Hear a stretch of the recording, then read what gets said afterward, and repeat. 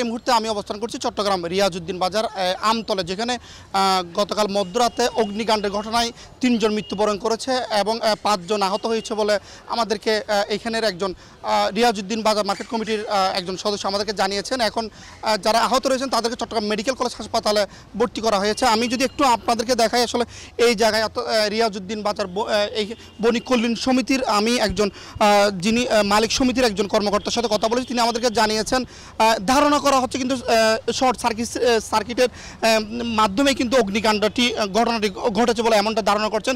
পাশাপাশি আসলে অন্যান্য লোকরা বলছেন ব্যাটারি থেকে চার্জেবল যে ব্যাটারি রয়েছে সেই ব্যাটারির থেকেই আসলে অগ্নিকাণ্ডের ধারণা করছেন সেই ঘটনাটি ঘটেছে।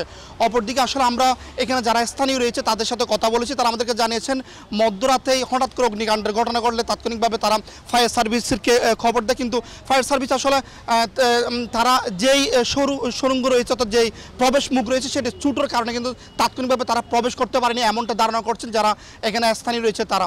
অপরদিকে আসলে আমরা এখানে যারা কয়েকজন ব্যবসায়ী রয়েছে তাদের সাথে কথা বলেছি, তারা আমাদেরকে জানিয়েছেন আসলে এই মার্কেটের প্রবেশ মুখ প্রতি খুব ছোটো হওয়ার কারণে কিন্তু যেই ফায়ার সার্ভিসের গাড়ি আছে তাৎক্ষণিকভাবে তা প্রবেশ করতে পারেনি, যে কারণে ক্ষয়ক্ষতির একটু বেশি হয়েছে বলে এমনটা ধারণা। আমরা অপরদিকে রিয়াজউদ্দিন বাজার বণিক কল্যাণ সমিতির একজন সদস্যের সাথে কথা বলেছি, তিনি আমাদেরকে জানিয়েছেন প্রায় 7 থেকে 8টি দোকান অগ্নিকাণ্ডের ঘটনা ঘটেছে, প্রায় প্রতিটি দোকানে 2 থেকে আড়াই কোটি টাকার মতো ক্ষয়ক্ষতি হয়েছে এমনটি তিনি ধারণা করছেন। অপরদিকে কিন্তু 3 জন মৃত্যুবরণ করেছে, পাশাপাশি 5 জন আহত হয়েছেন।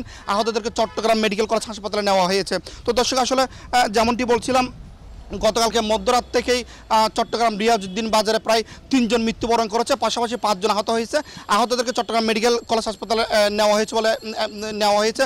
পাশাপাশি এখানে বণিক কল্যাণ সমিতির একজন সদস্যের সাথে কথা বলেছে, তিনি আমাদেরকে জানিয়েছেন প্রায় 5 থেকে 6টি দোকান ক্ষয়ক্ষতি হয়েছে, অগ্নিকাণ্ডের ঘটনা ঘটেছে, প্রায় একটি দোকানে আড়াই কোটি টাকার মতো ক্ষয়ক্ষতি হয়েছে এমনটা ধারণা করছেন। তো এই ছিল চট্টগ্রাম রিয়াজউদ্দিন বাজার আমতলা থেকে আমার সর্বশেষ সংবাদ।